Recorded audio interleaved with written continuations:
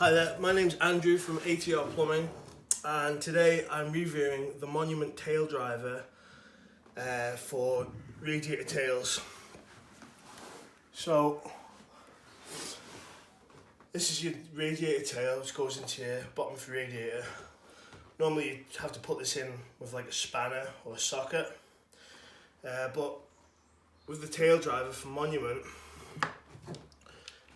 goes into the chuck of your drill, like so,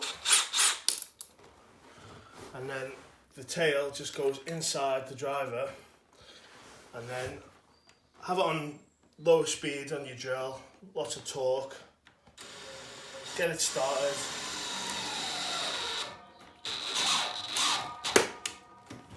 and voila, that's your tail done. It saves a lot of time, especially if you're doing lots of radiators.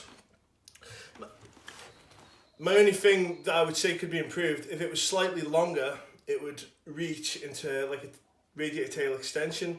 It's just too short, but that's only a little gripe.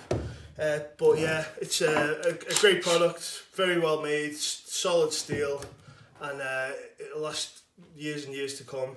So that's my review for Tool Talk. Thank you very much.